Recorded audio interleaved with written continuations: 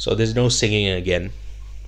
In fact, as far as I'm concerned, songs are done.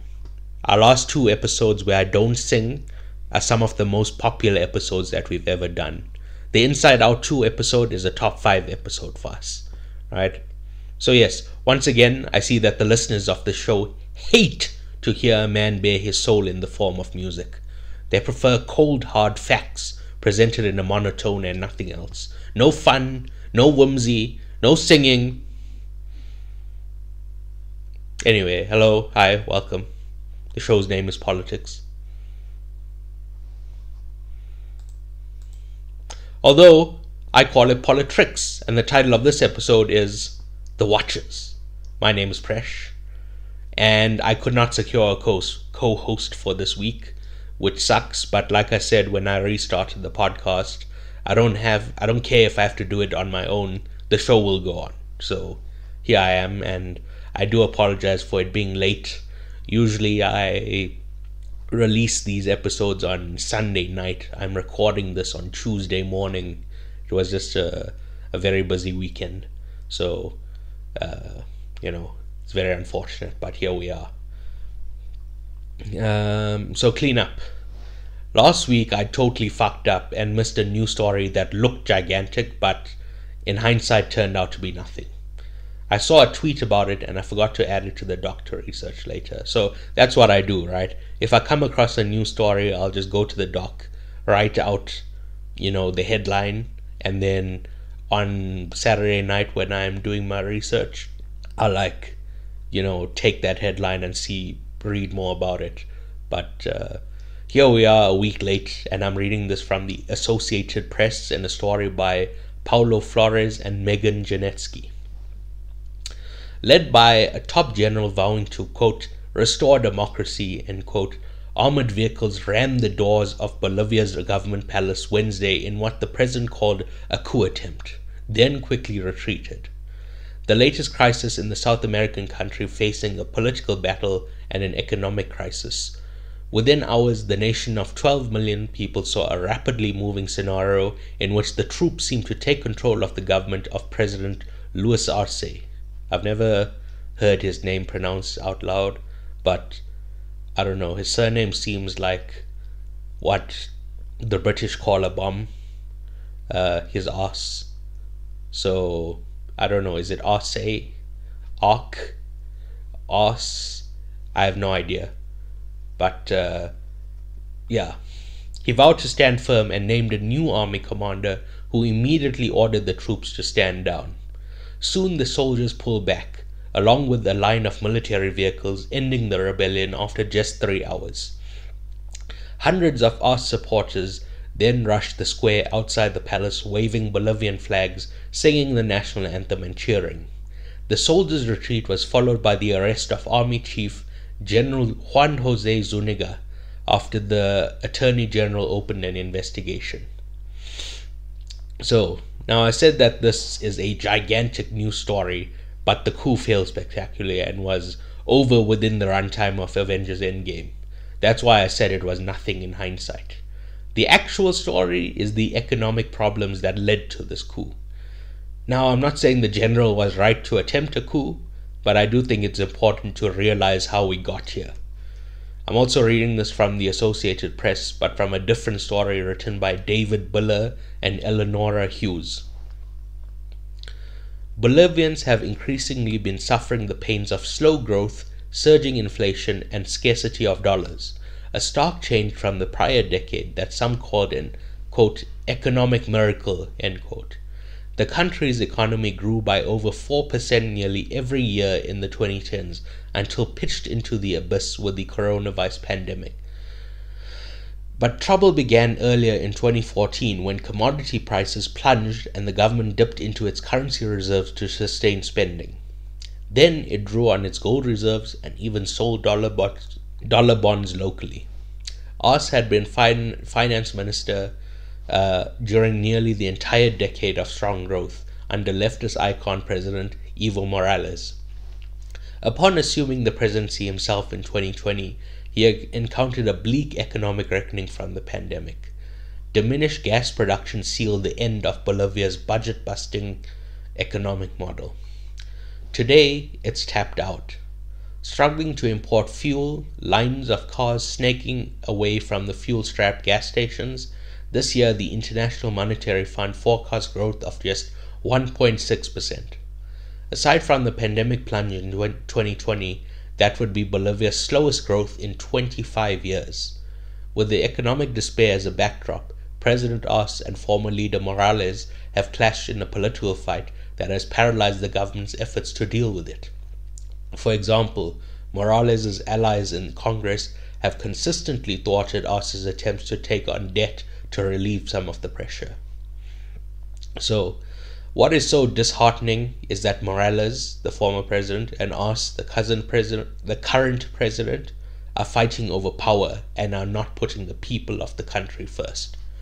I say this because both these presidents are socialists, and if things go tits up in Bolivia, then socialism will be blamed, right? They need to put their differences to the side for the greater good. Anyway, that's just cleanup from last week.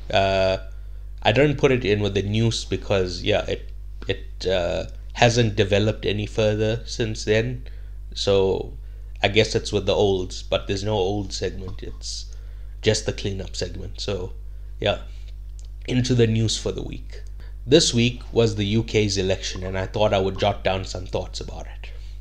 So first and foremost, in a small patch of London, there's a place called Islington North, and it was won by an independent candidate named Jeremy Corbyn. I've mentioned Bernie Sanders as someone who introduced me to left-wing politics, but as I researched further, the person who solidified my views and the person I view as my role model is Jeremy Corbyn. So why is he an independent candidate and not with a party? Right? On 29 October 2020, the Equality and Human Rights Commission published their report into anti-Semitism in the Labour Party, which found, quote, serious failings in the Labour Party leadership in addressing anti-Semitism and an inadequate process for handling anti-Semitism complaints.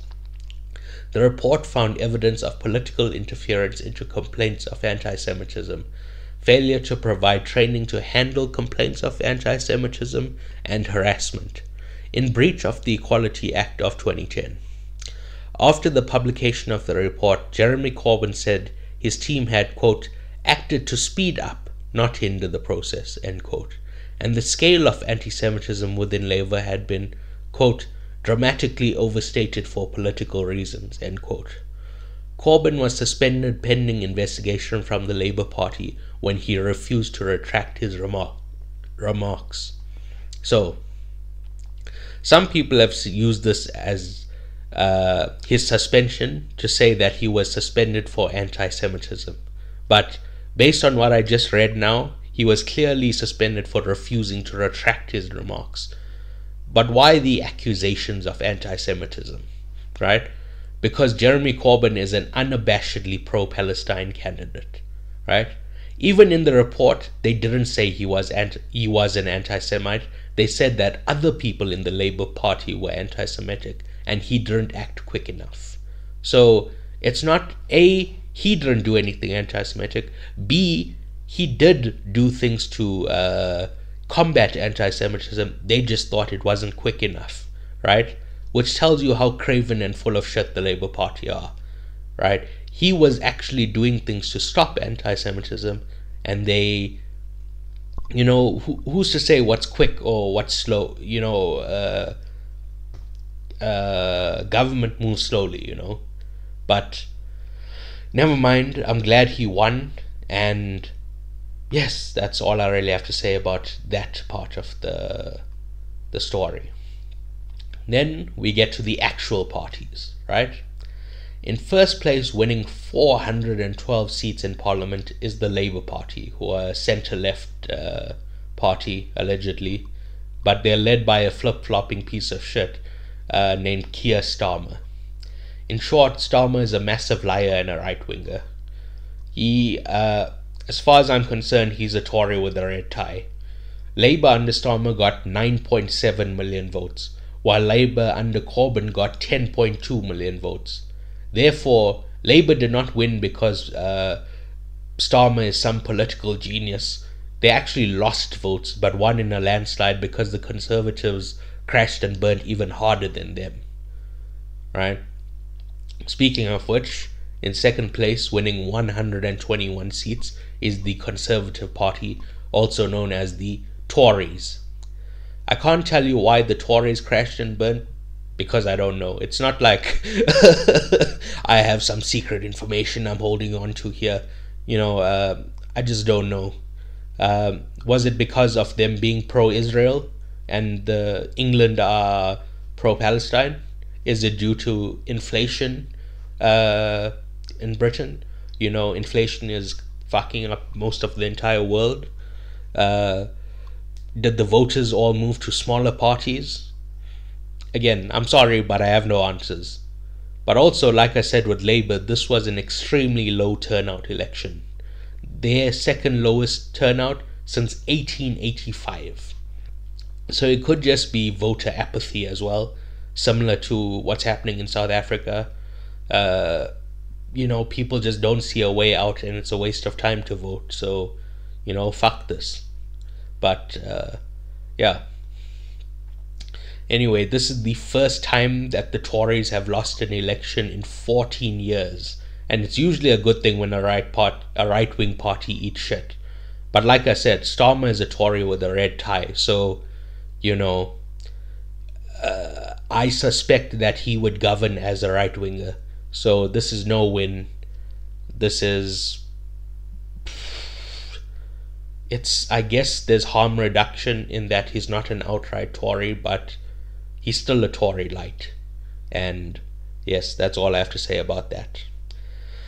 The two smaller parties that mainly benefited from the Conservatives eating total shit was the Liberal Democrats, who are a centre-right party. They're very similar to the DA in South Africa, right? They style themselves as conservatism without the racism. And, if you know anything about conservatives, they love racism. So why would you try to separate them? But they got 72 seats in parliament, and the Reform Party, who are insanely anti-immigrant and led by the far-right nationalist Nigel Farage, got 5 seats. I'm not in England, but the main thing I've seen is people saying that the media should be ashamed of themselves for giving so much airtime to the Reform Party when they are so small but refuse to give similar-sized parties like the Greens any airtime. It sort of legitimizes them, as it seems as if though they are real contenders, but they aren't really, right? So basically that's the best kind of guess I can make, that the Conservatives that aren't racist went to the Liberal Democrats, and the ones that are racist went to the Reform Party. Again, I have no idea. This is just guesswork. This is just me trying to make sense of just a bunch of random data points, right? Finally, we come to the Green Party, which is who I would have voted for if I were English and lived in England, right? They got 4 seats, and I really don't have anything to say about them. It's easier to talk about someone who you disagree with. I can say I disagree about this, and this. But what do I say about the Greens? I agree with their whole platform. It's disappointing that they only got 4 seats, but in an insanely right-wing country like England, it's not a good result, but it's goodish, since they're such a small party. But yeah, also you have to start somewhere. So cheers to those 4 seats. Yeah. My final point with the English election is that this result bodes well for the Democrats in America. England has a similar electorate to America, so their election results tend to be similar, but it's not a hard and fast rule. So if like Trump wins in November, don't come back here and say that, oh, you said the Labour Party won, that means the Democrats were going to win. No, I just said that they have similar electorates, and have had similar election results every year for the past, let's say 10 years. But yeah. Anyway, our next story is about the French elections. And I must be honest, I'm not knowledgeable at all about French politics, but I'm going to try my best here. So the French president Emmanuel Macron, who leads the centrist, although from what I've read, I would call them center-right, the Renaissance Party, called a snap election to solidify his and his party's position. Now, did this gambit work? Absolutely fucking not, right? In fact, his party lost the majority and came in second place. The party that did win didn't win an outright majority, so they will probably have to make a coalition government with Macron's Renaissance Party.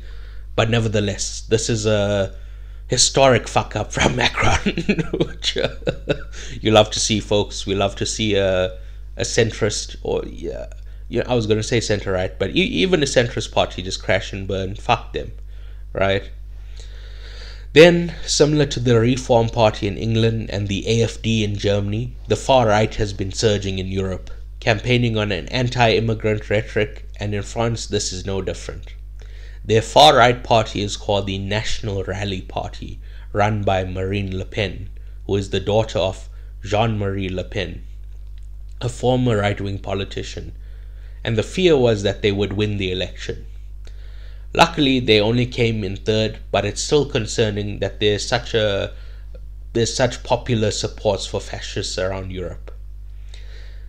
Then I mentioned Macron's Renaissance Party coming in second and Le Pen's National Rally coming in third. So who won? Well, it's a party I had never heard of called the New Popular Front. From what I've read about them, they are a genuine left-wing party, and this is a cause for celebrations. Like I said earlier, they didn't win an outright majority, and we still need to see what coalitions are formed, but I'm still going to take the win. Life is bleak as it is. If we see an opportunity for a small win, we should celebrate it, I feel. You can do whatever you want. I'm just going to do that. Right? Our final news story comes from iol.co.za and a story written by Byron Lucas. Right? Tasneem Solomons shot her way into the history books as the 34-year-old defeated Wales's Kirsty Lee Davis, a former world champion, to become the first South African to lift the trophy and the championship. The tournament was held in Blackpool, England, and included competition between the top players worldwide. Solomons, who has spent the past 20 years working towards this achievement, said it meant the world to her. Quote, "All the hard work for the past years, coming from Bontehevel, it was difficult," end quote. Coming from the Cape Flats, this is the thing that kept me away from the streets, and I told myself that one day is one day. So, if you're an international listener, and this doesn't make sense to you, to say one day is one day, that's just like a phrase to say that something good will happen for me, one day, right? Or it's actually like a slogan that the Lotto made up, that if you keep playing the Lotto, then one day you may win. So that's what the phrase "one day is one day" means. If that still doesn't make sense, then just whatever, it's just something she said. Right. She started playing pool during her teenage years as her father owned a pool shop, and played her first nationals in 2008. In her quest for the title, she overcame Amy Beauchamp and the champion of the UK, Emma Cunningham of Northern Ireland, and Barbara Taylor of England in the quarterfinals. The last match was a close contest that went down to the final frame, but Solomons kept her composure and won 8-7. Quote, "To become the champion, I had to take out 4 world champions, and in the final, it was very nail-biting." End quote. She already had accolades under her name, as she won the National 8-Ball tournament in 2018. In 2010, she took part in her first international competition, the World Blackball Championship in France and was part of the SA squad that won. She also landed in the quarterfinals of the 2022 8-Ball World Championships. Solomon said, quote, "It is tough for us as South Africans to go overseas because we don't get funded by the government. They don't see it as a sport." So I want to congratulate Tasneem Solomons. That's a very good result for her and for South Africa. So, that's good. But this last part of the article is not what I want to focus on, because I do want to focus on her, but that they don't get funded by the government.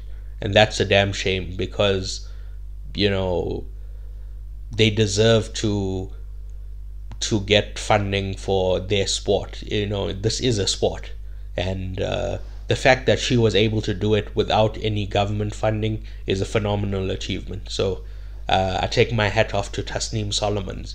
Yes. Now we get into the context for the movie, and the only bit of context that this movie you need to know is it's directed by Ishana Shamlan, the daughter of the great M. Night Shyamalan, who produced this movie. Well, I call him Night, right? And the only thing that people have been talking about is that this is a nepotism movie.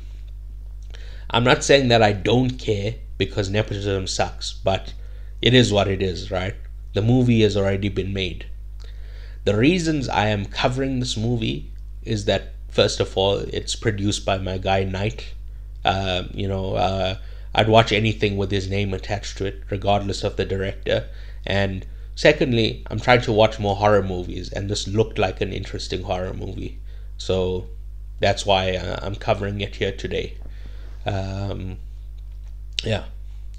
My thoughts on the movie. So I thought it was a very cinematic movie, right? There's lots of interesting shots and a variety of shots. They're not overdoing it in any particular type of shot, right? In fact, later on, with the reveal of the Watchers being shape-shifting fairies and her being a twin, the stylish mirror shots make a lot of sense. I also love the gorgeous overhead shots of the Irish countryside. Every time they show the forest and whatever.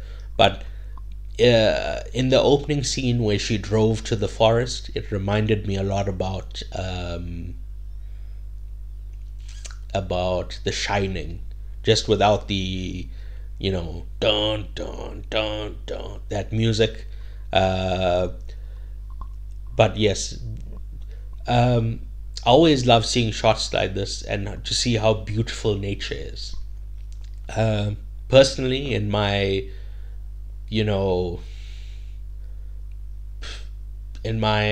personal life, I hate nature, right? I went for a hike last year, and like a quarter way into the hike, I vomited all over the place and all over myself, and I had to go back. So yeah, but so yeah, that's just me and nature. That's how we get along. But anyway, when I watch it in film, it has a calming effect on me, right? Anyway, in the beginning, I thought that the dialogue was cringe and delivered weirdly. But after the other characters introduced, I realized that it's just Dakota Fanning's performance, more so than the dialogue. She feels wooden and bland. Again, I'm not saying it's not the dialogue, but the other characters are fine, in terms of both delivering their dialogue and just acting in general. But there's no one that stands out to me. She stood out in a negative way to me. Whereas,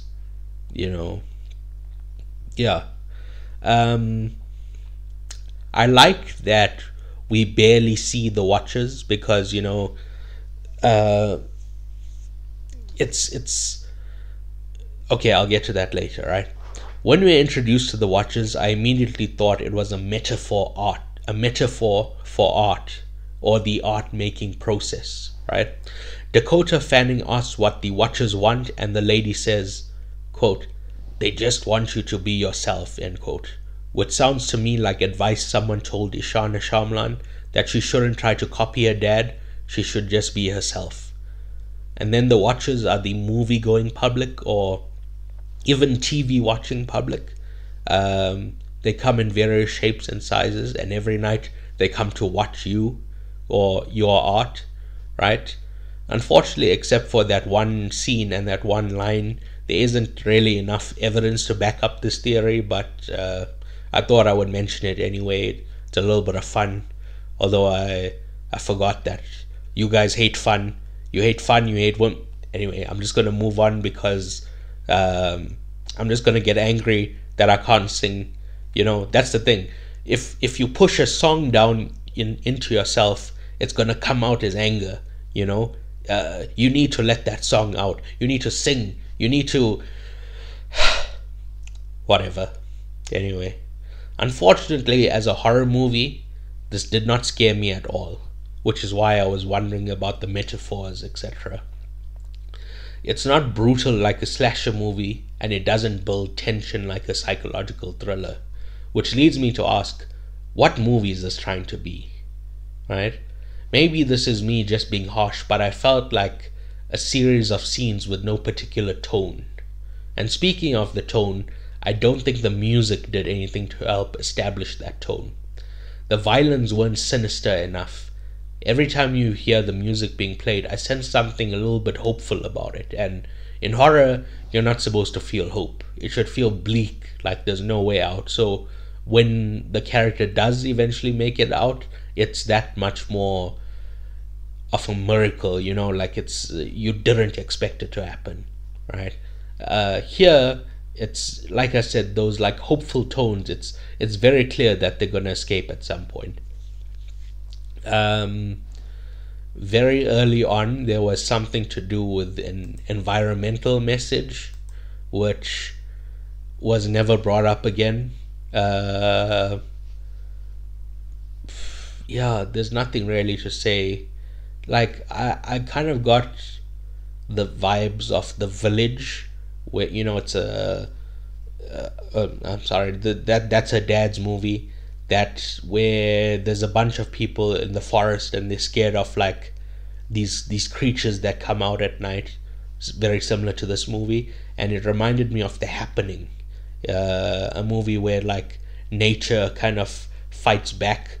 Another one of her dad's movies, and like the fairies are kind of like very nature focused.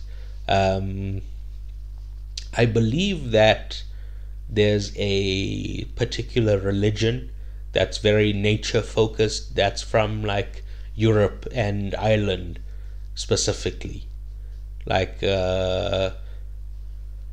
druids and that kind of stuff. I should have researched this, but I only started thinking about it now when I was saying the environmental message. But yeah, I felt if there was an environmental message, it wasn't pushed hard enough. It was just, it's a dangling plot thread or just something that wasn't expounded upon enough, right? There's another thing, just like a small idea that I just can't tell what it's supposed to be, just like the environmental message, and that's it's clearly a parody of Love Island. I forget what the name of the actual thing is, but I really don't see how that had to do with anything in the story. It maybe somebody else could explain it to me. I just think that's like Shana Shyamalan saying that this stuff sucks. I don't know. I don't even know what she's saying. It just felt so odd and out of place. Speaking of which, Dakota Fanning's trauma story arc did not fit with the main story. It just felt tacked on to pad out the runtime of the film. Like, how does her putting her hands on the window, her mother crushing the hands, and then getting in a car accident, how does that have to do with escaping from the fairies? Usually there's some kind of link. It's like this happened to you early in your life that gives you the ability to do this, or you know, there's just no, like I said, the environmental message, parroting Love Island, and her trauma story arc, none of these fit in with the main story. And again, I just think the movie is an hour and 43 minutes. I honestly think you could have cut out 13 minutes, give us a tight 90. But yeah. Anyway, I give this movie a 6. I can see she has some potential as a director. She actually both wrote and directed the film. I think maybe she needs another writer to help her out, because again, I said the dialogue was cringe, but who knows if that's Dakota Fanning's fault or Ishana Shyamalan's fault. Well, at the end of the day, it is Ishana Shyamalan's fault, because she is the director, and the director, gets both the praise and all the negative things as well. So, yeah, I give the movie a 6. Not really. Again, I really like the visuals, but that's about it. There's interesting visuals, and then, like, if I'm thinking about metaphors and all that shit, your horror movie is not that interesting. That's all I have to say about that. Then we come to the recommendation section. Following on Blank Check's Martin Brest miniseries, I watched Scent of a Woman. I knew this movie for two things. Number one, this is the movie that won Al Pacino his Oscar, and he constantly says, hoo-ha! Right? And number two, there's a blind driving sequence. The reality is this is a mostly boring movie about Chris O'Donnell and his problems at school. You could easily cut out 30 to 40 minutes and it becomes a way better movie. As for Pacino's Oscar win, I feel as if though it was undeserved. He is horribly overacting in this movie and it feels odd. So, despite all the negative things I've just said, I actually enjoyed the movie and I thought it was heartwarming. I gave it a 7. I liked a lot of. I didn't like the delivery of how he said it, but a lot of like Al Pacino's snappy one-liners are very fun, and that's about it. The story kind of weird, kind of bizarre. That's all I have to say. Then I watched part 1 of season 2 of that 90s show. They're going to be releasing part 2 sometime later this year. And I can't remember if we were doing the podcast when season 1 came out, but I don't find the show to be funny at all. It has very tame and awkward jokes, and the characters are unlikable and unrelatable. Also, they're supposed to be getting high, but no one behaves as if though they're high. In that 70s show, it was a plot point, and now it's just something there because its predecessor show had it. So you're asking yourself, why are you watching this then? Because when I lock in on a series, that's it. I unfortunately have to just carry on. There's been only like a very few occasions where I was watching something and then I stopped entirely. And I can even give you like The Flash is one, because The Flash took us for a puss for so many years, right? Season 1, he fights a speedster. Fair enough. He's the Flash, right? Season 2, the villain is also a speedster. Alright, fair enough. 2 seasons in a row. Season 3, let's get back to regular. Okay, season 3, the villain is also a speedster. And that's where I'm like, alright, I'm checking out now. Season 3 sucks shit. So that's where I left it in The Flash. Another boring fucking show that just went on and on and on and on is The Walking Dead. If I had started watching it like week to week, maybe I would have been more involved. But because I was binging it, it just felt like so much, and I couldn't do it. And then all these other spin-offs and shit came out, and I'm like, yo, I'm not gonna get sucked into all this. Fuck this. I'm not really interested in zombies slash Walking Dead. And yeah. Anyway, back to that 90s show. I give the show a 5. Well, this season. The first season, both Red and Kitty had a lot of fun jokes, and like, I don't know, season 1 was a lot better than this season. I don't know what happened. But yeah, season 2 kind of sucks. Yeah, and unfortunately, that's the end of the show this week. It's a very short show. I'm looking at the time. There's 36 minutes on the clock. And that would easily be the shortest episode I've ever put out. The previous shortest was like 46 minutes. So, it's embarrassing. It's a little bit embarrassing, especially since it was late. Anyway, thank you for listening. Please remember to rate, review, subscribe, give a like, etc. Importantly, it needs to be a 5-star review. If it's not, I'll slash your tires. I'll find out where you live, slash your tires. You'll just be driving along and be like, what the fuck, what happened to my tires? You get out, they're slashed, mate. They're slashed. Anyway, you can find all our links at PAICIP.com. That's PAICIP.com. Please tell a friend, tell that friend to tell a friend, tell a family member. And yeah, goodbye.